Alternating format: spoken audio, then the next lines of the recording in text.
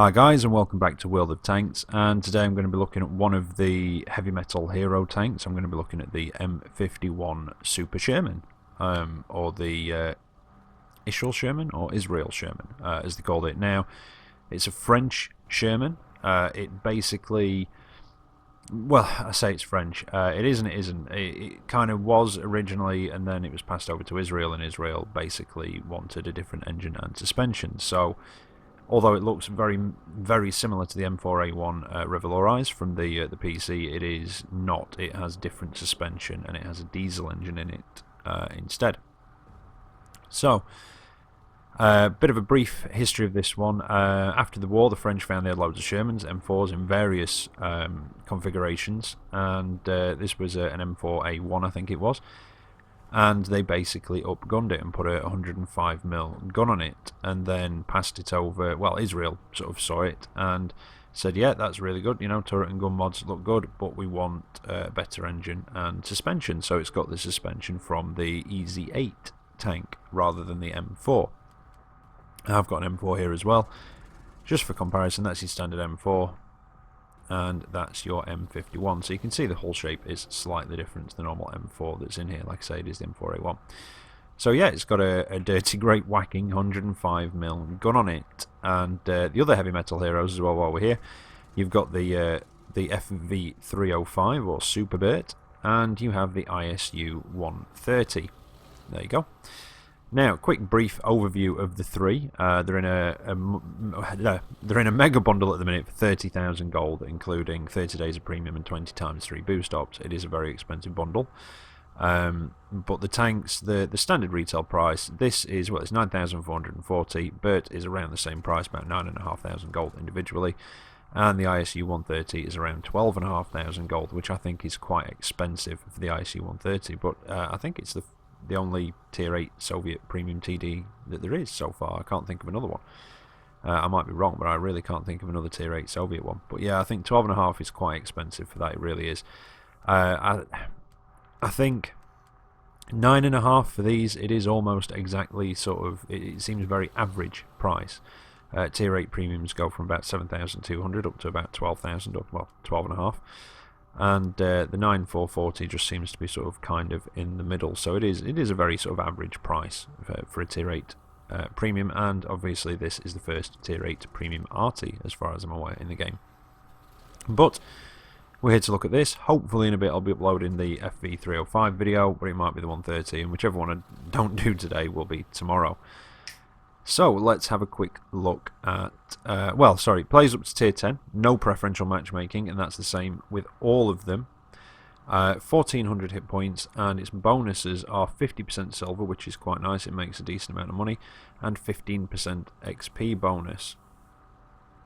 But everything else essentially is basically an M4. It's got a 460 horsepower engine, I think the same as the standard M4. Yep, there we go.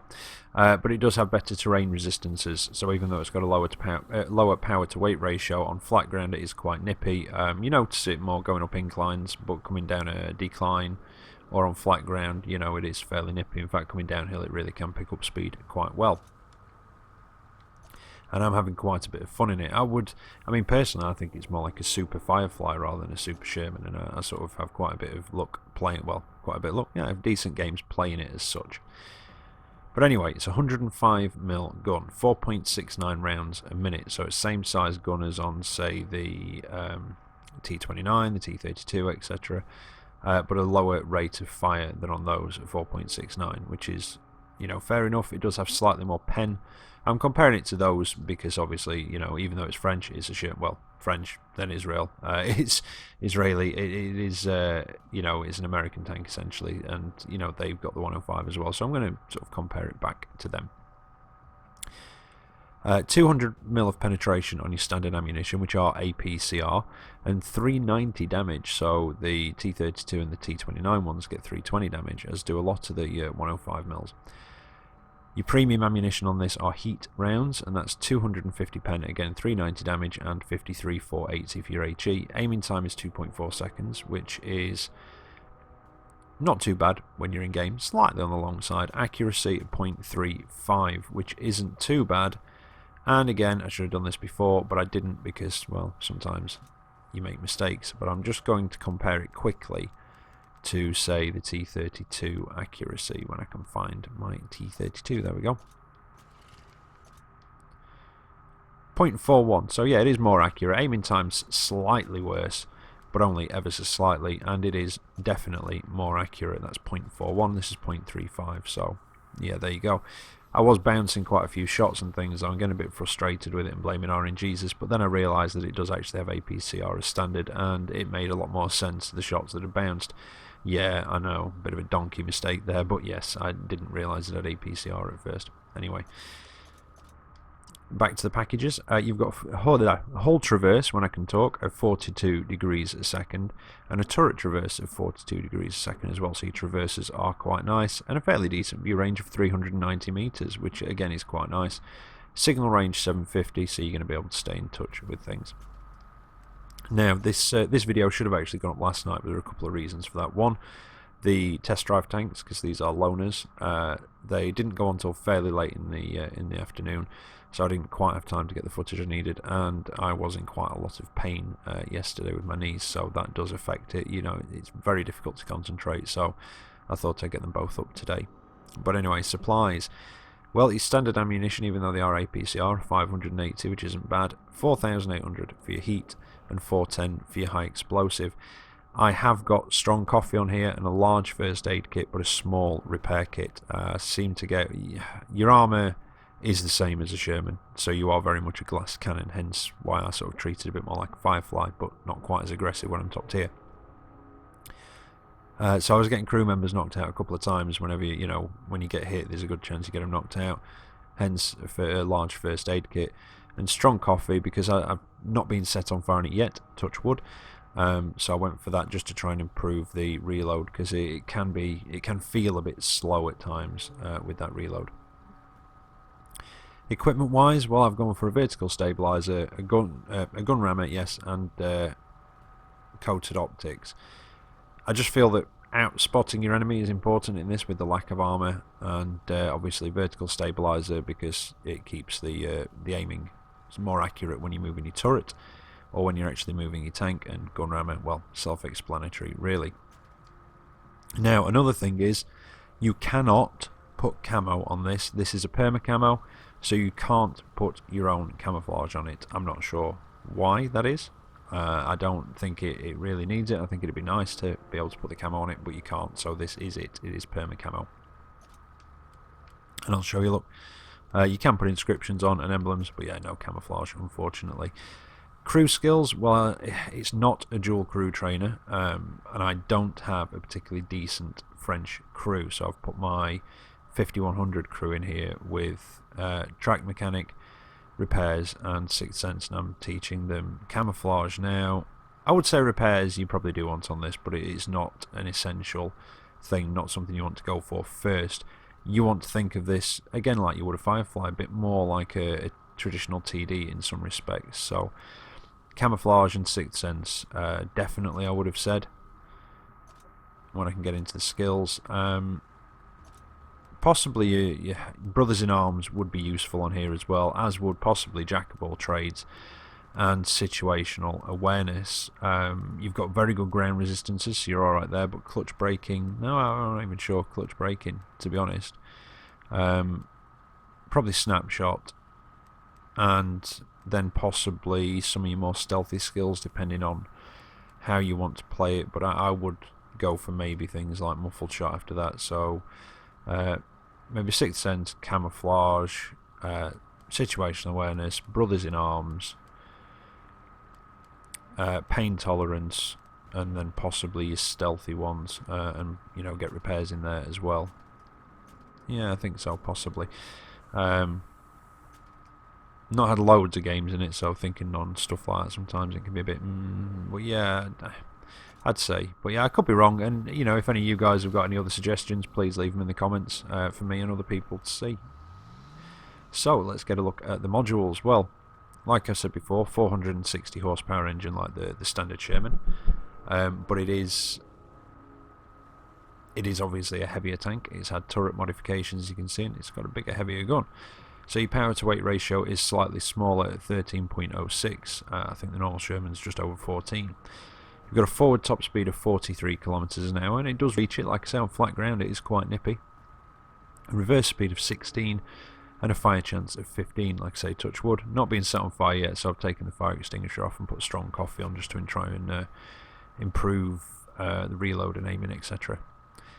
Gun wise, well, your reload time is stock 12.8 seconds, which is quite long for a tank like this, but I think if it was any quicker it would be slightly OP in some ways, even though it doesn't have any armour.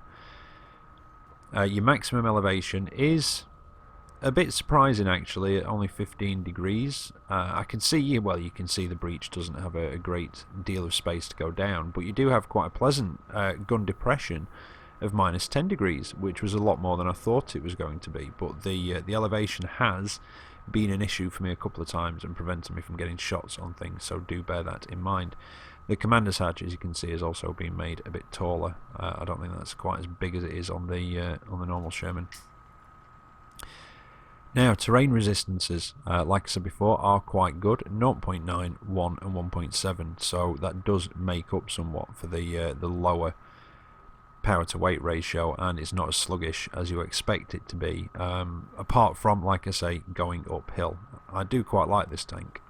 I do. Like I say, no armour, but it's a very good support tank and a very good sort of sniper, and really good at working the ridgelines as well. And I have bounced a few shots off the front, admittedly from lower tanks, lower tier tanks, should I say, and off the turret as well when I've been working ridgelines. So yeah, not too bad at all.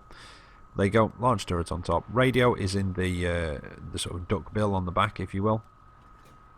Ammunition, yeah, a lot of ammunition blocks. The ammo's obviously bigger, it's going to take up more space, so yeah, more ammo blocks. So do bear that in mind. It is, well, it's kind of like a driving ammo rack. At the minute, it's got a big one in the front of the vehicle, in the front of the hull. It's, yeah, you know, you're probably going to have to try hard not to hit an ammo rack if you hit this thing. But if you're coming at it from the front, basically through what I'm assuming is possibly a transmission case, anyway, the sort of the curved upper lower glacis part, just below the machine gun port on the front, there's a big ammo block there, underneath the turret on either side and down in the bottom of the hull, roughly in the middle of the tracks, more or less central in the tracks, as you can see there, both sides. So there are a good choice of ammo racks for you to try and hit and pop the turret on this thing. You do have very good shell velocity on your APCR though, at 1,460 meters, so again, bear that in mind for when you're leading targets. Crew, you've got 4 in here. You've got the driver down in the hull itself. There's no machine gunner. In fact, I'm not even sure. There's got to be a machine gun port on the front. We'll have a look at that in a minute. Or it might have just been taken away. But yeah, there's no machine gunner / assistant driver. There is just the driver down in the hull. And then up in the turret, you've got the commander under his cupola, along with the loader and the gunner. Now, your concealment is 0.22 stationary and 0.17 moving, so it's not brilliant, but it's not too bad. I feel you should play this a lot more cautiously. I sometimes don't, and a lack of impatience has always been my problem, unfortunately, with tanks such as this, such as the the glass cannons. Now, armor profile. Well, like I say, pretty much the same as a Sherman. You've got 64mm all around your turret, and on the front of the hull it's 51, and then 38 for the sides, 38 for the rear. So yeah, like I say, your best chance in this tank is not getting seen. If you do get seen, try not to get hit. If you do get hit, just try and get the hell out of there. But let's have a look at the actual figures. 1 to 20, that's your engine deck, top of the commander's hatch. Your tracks, which, don't forget, will act as an amount of spaced armour. Your hull floor, and just underneath the hull overhangs there on the tracks. 21 to 30 is the front portion of your hull floor. Small strip just along the back of the tank there. Well, you could almost call that the lower rear glacis, but I don't know. Just underneath the duck bill, and the whole top of the turret fall into that. And there's a couple of strips of armour just around the gun mantle, as you can see there. There we go. 31 to 50 Well, that's your commander's hatch, the angle part at the front of the turret, sides and top of the gun mantle. The whole front of the tank falls into that category, even though it's supposed to be 51, but there you go. The sides as well, and the rear of the tank, all the sides, upper and lower sides, fall into that category. Like I say, you know, I've bounced from lower tiers, but you're not going to be bouncing any tier 8s, I want to thought in this, unless you're very, very lucky. Well, mind you, I don't know, I might have done from a tier 8 medium, possibly, on the turret when I was using the gun depression, but it was at range if it did. I can't quite remember now. Anyway, 51 to 70. Well, your turret is 64 all round, and it does kind of seem to be that way, apart from the parts that I've already pointed out. You've also got your machine gun port on the front, is actually slightly thicker armour, not by much. Well, I say not by much, it could be up to 70mm, but I think it's probably going to be closer, down towards the 51 end. And you've also got the front corners of the rounded part of your hull there. They also fall into that category, so they are slightly thicker. 71 to 90, that's your gun mantle. Like I said before, when you are using the ridgelines, at distance, same tier and lower tier tanks, you can bounce a few shots off your gun mantle and your turret. You know, it's not that bad. Anything with a big gun, and you know you're going to be in trouble. It's like I say, you don't rely on your armour in this, and I find it does play more like a Firefly than anything else. People might disagree with me, but that's, you know, that's my opinion, and that's it. But yeah, I do kind of like this tank. I am slightly disappointed you can't put camouflage on it. I've got to admit. And but yeah, other than that, I was pleasantly surprised by it. When I heard it was essentially a Revalorized, I was a bit sceptical because they are notoriously sluggish. But no, this is a lot nippier than I expected, and I do quite like this tank. And I think this is probably the one of the three that I'm going to be picking up when it comes into the store. But anyway, enough of me rambling on. Let's get into the replays and see how it actually handles. Right, so here we are for the first of the replays. It's a tier 8 match. Very, very good matchmaking. In fact, there's only 3 tier 8s on each team. Now, this is before I put a premium medikit on, and before I put the strong coffee on as well. I still had a fire extinguisher on here, and I don't have coated optics on here either. I'd only had the tank, well, I got it credited to my account yesterday, late on. It was around maybe 4:30, 5 o'clock, something like that. Yesterday. These are loaner tanks. I've not actually bought this bundle. I've got them for a test drive, and this, I think I did this one this morning. No, I might have done it last night actually. I think it was about my 3rd or my 4th match in it, if that. And it kind of shows what it can be capable of in very favourable conditions. Like I said, it does see up to tier 10. This matchmaking is very, very good. There's only 3 tier 8s on each team, so it is very favourable. And I'd basically come round here the wrong way. I should have gone round the back of the mountain, and I did realise my mistake. And I didn't quite want to be this far forwards. Now, like I said in the garage, just to reiterate, it is the hull and the turret from a Sherman, so you've got to be very careful. Armour wise, I was lucky there that my tracks actually ate that shot, but I've just taken a hit in the side from the Tiger P. However, it's not like playing a Sherman up here, because obviously you've got 1400 health to play with, so you can take a few hits, even from tier 10s. You can take 2-3 hits from them. In theory. Well, some of them anyway. But yeah, so you can, but yeah, you can, like I say, you can't rely on your armour. I did say in the garage, I've had the odd bounce off the turret. I've had the odd bounce off the front. It was the ones off the front, I think, were from an MT25, and I'd say it was medium range-ish. But I was using the gun depression on a ridgeline, and I'd also got it angled quite well to the side, as well as sort of, like I say, using the ridgeline. But you definitely don't want to rely on your armour. And again, like I said in the garage, for those of you that have skipped to the replays, because don't forget I do put a time code down in the description, it does, to me, play more like a Firefly than a Sherman, I suppose, in a way. and very reminiscent sort of the Firefly, because obviously the Firefly is the M4 body, but with the 17 pounder and a tier higher. And when you bottom tier, it does play a lot more like a traditional TD. But this is, like I say, nippy on the flat. The power to weight ratio, even though it's lower than the M4, the good ground resistances make up for that on the flat, and obviously on the different types of terrain as well. It can, it can hold its speed fairly well. But inclines are where you will really notice that slightly underpowered engine and that lower power to weight ratio. But it, like I say, it does have the suspension from the Easy 8, and it's got good turret and hull traverse at 42 degrees each, so you can't grumble at the traverses at all. And this is definitely my favourite out of the three. Like I say, I was a bit concerned about it because I know about obviously the M41 Revalorized and how sluggish that can be. I did take a hit from the Tiger P there, so I'm pulling back to try and keep myself in cover. Wait for that reload.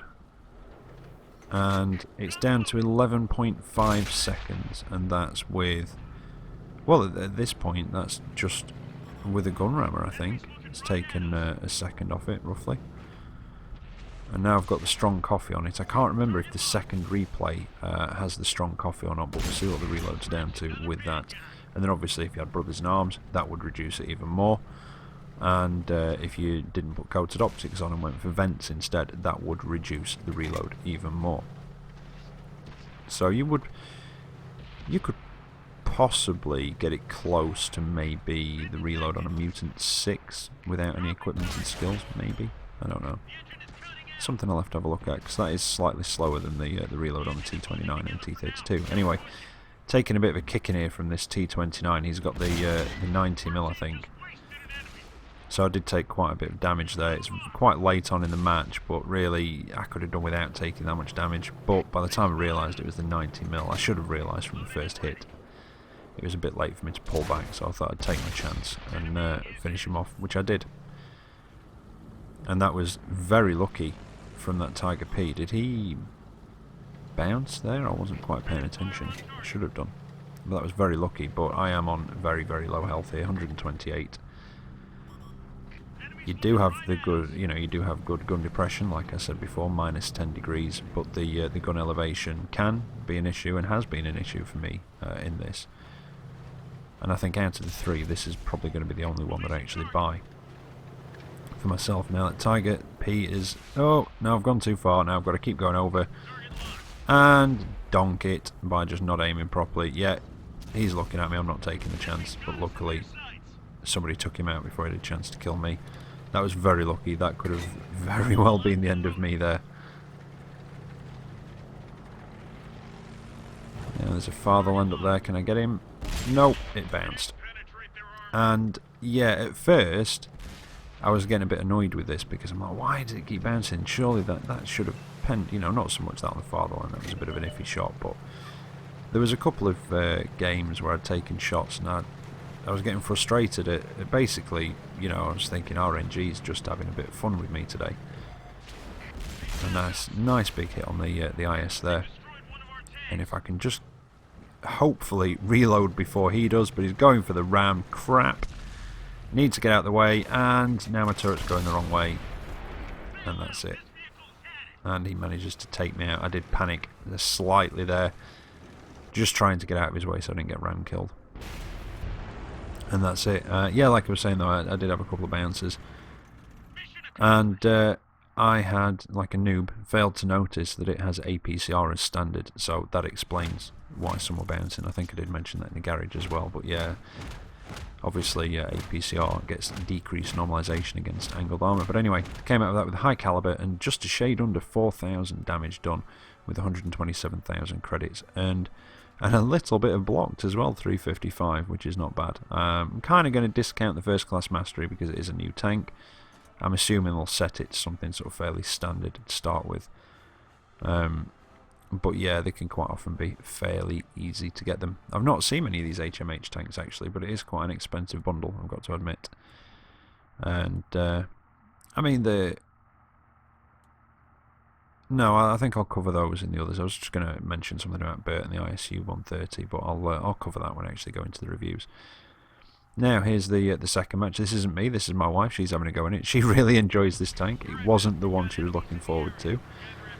She was really looking forward to the ISU 130. She likes the tank destroyers, and she was kind of looking forward to testing out Super Bert as well. And again, out of the three, this is the one that she actually wants now.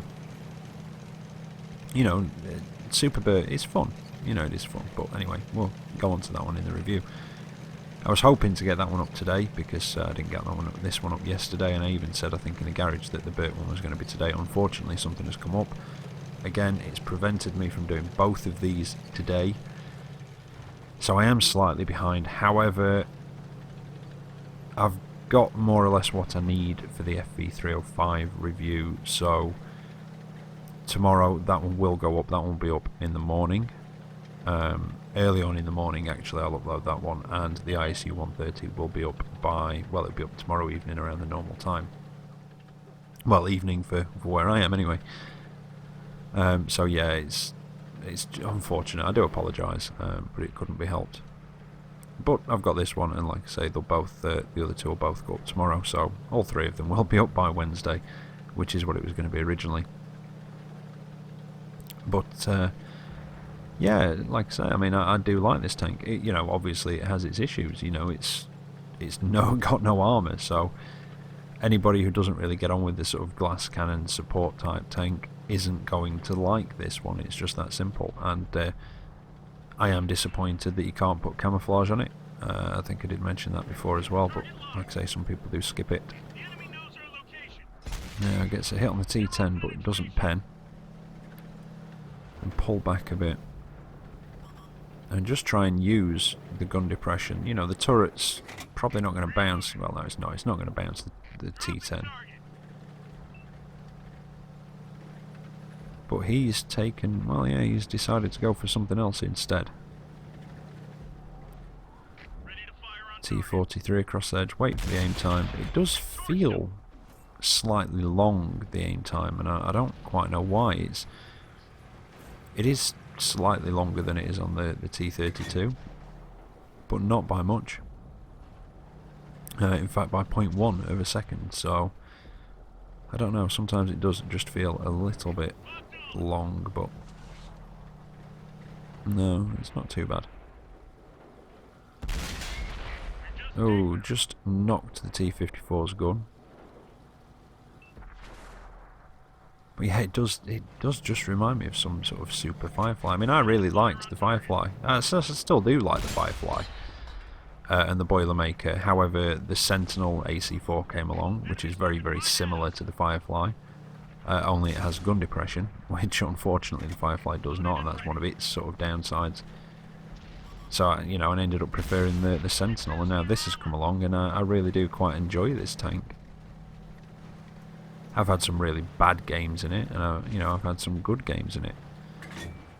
As you saw by the last one, you know, that was a decent game, 4k damage, very good matchmaking, and that's what it can be capable of. This is a tier 9 match, so not, you know, not exactly ideal matchmaking, but even so, it can be capable of, you know, a decent amount of damage and earning some decent credits as well.